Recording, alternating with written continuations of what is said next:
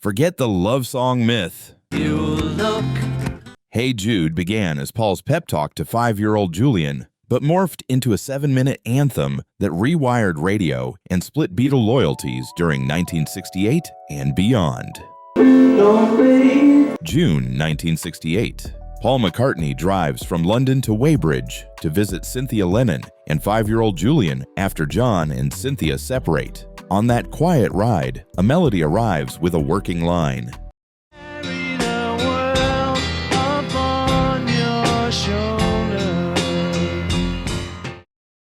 Hey Jules, a simple message of comfort for a child caught in adult upheaval.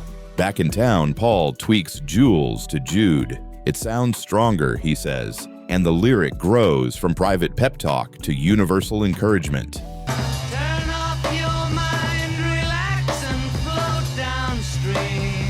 The Beatles start roughing it out at EMI Studio 2 on July 29, 1968, but they're fighting their own transitions. Remember to let her into your heart, then you can start. Apple Records is brand new, tempers are mixed, and the band wants a bigger canvas than 4-track tape can offer. Is on your shoulder. On July 30th to 31st, they shift to Trident Studios in Soho to use 8-track recording. Paul takes the lead vocal and piano. John and George add backing. Ringo holds a restrained heartbeat pulse. The coda, the long communal na-na-na vamp, begins to sprawl, inviting an idea that sounds mad for a single, Let It Run.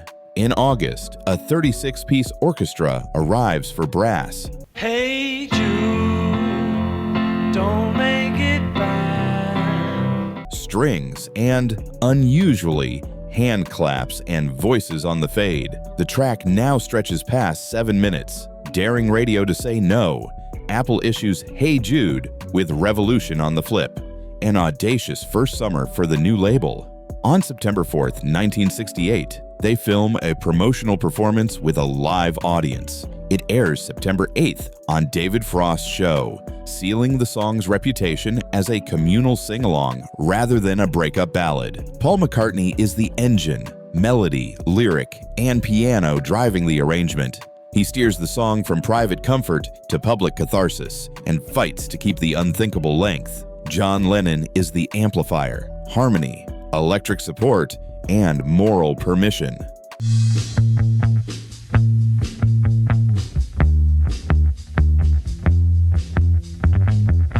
When Paul doubts the line, "The movement you need is on your shoulder," John insists it stays.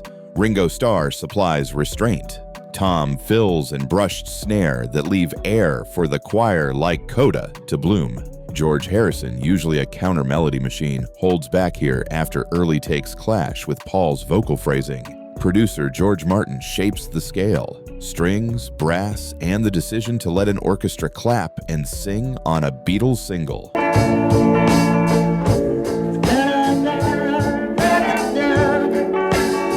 Around them, Trident's 8-track tech and engineers guiding a marathon fade. You can trace Hey Jude through its paper and celluloid. Early lyric sheets show the Hey Jules seed morphing into Jude, with margin notes tightening verses and that shoulder line John defended. Tape boxes from Trident list piano and lead on one reel, then a second reel stacked with crowd vocals and hand claps, proof the coda was engineered as a gathering, not an accident.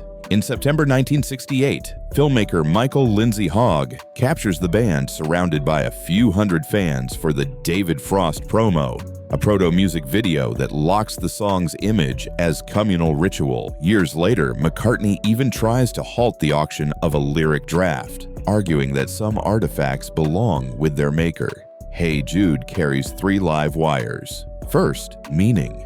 Paul says he wrote it while driving to comfort Julian Lennon after John left Cynthia. The lyrics widened into a pep talk anyone could use. John later argued he heard a message to him, permission to go get Yoko, especially in that shoulder line Paul nearly cut. 2 true stories can fit the same song. Second, form versus radio. In 1968, singles hovered around 3 minutes. Hey Jude sprawls past 7 with a 2-minute build and a 4-minute chant. Some executives worried stations would fade it early. Others said the coda was the point. Third, title backlash. When Apple painted Hey Jude in the London shop window, passers-by in a city with large German-speaking visitors fixated on Jude, German for Jew. One man smashed the glass, assuming slur. McCartney fielded angry calls and had to explain, "It's a name in a song, not an insult." Intent collided with context. In the studio, smaller frictions sparked legends. Ringo reportedly dashed to the bathroom mid-take and slid back to the kit in time for the entrance. An off-mic "f***ing hell" after a flub was left buried in the mix. Later interviews dispute whether it was John or Paul. Meanwhile, producer George Martin oversaw a 36-piece orchestra and, unusually, had them clap and sing on the fade, reportedly for extra pay. The result feels both meticulously built and recklessly alive. Let's test the myths with receipts. Early drafts and interviews describe Hey Jules tied to 5-year-old Julian after his parents split. B. The finished lyric swaps Jules for Jude, broadening the advice. The core lines, "Take a sad song and make it better,"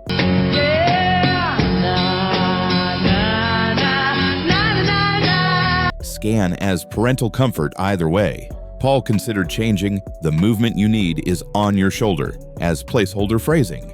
B. John insisted it was the song's magic, mysterious but right. The final record keeps it, and audiences now quote the line as a favorite. 1968 playlist favored concise singles. Programmers timed ad blocks to it. B.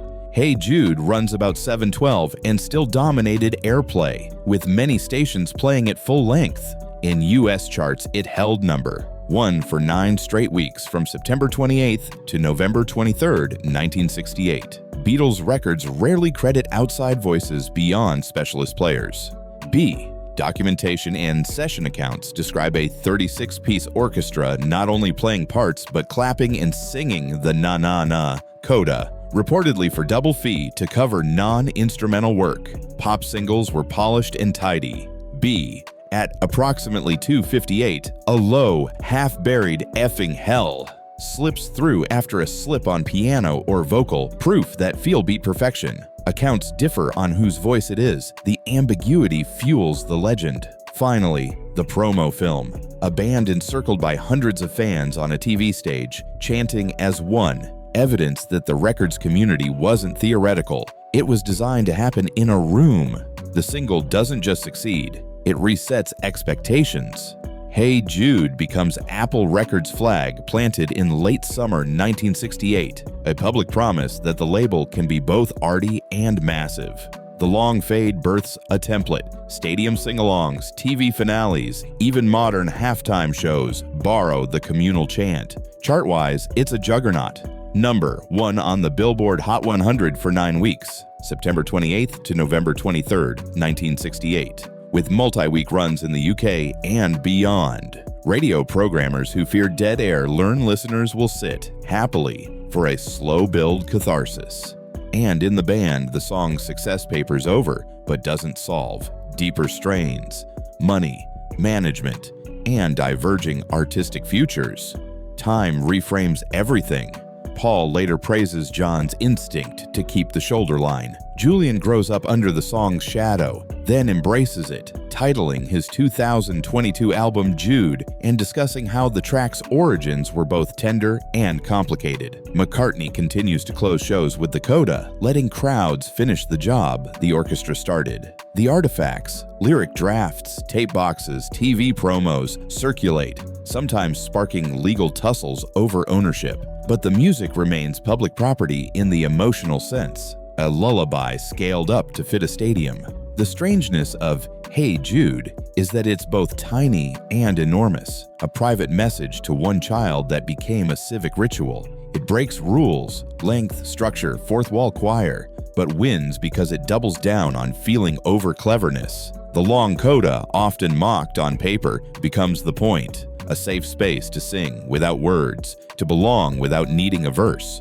The messy bits, bathroom dash, buried expletive, title misunderstanding, don't tarnish it. They humanize it. And the authorship debate between Paul's intent and John's interpretation isn't a contradiction. It's a feature of great art. Hey Jude teaches that pop can be durable when it welcomes ambiguity and community, scaling a whisper into a roar without losing the whisper.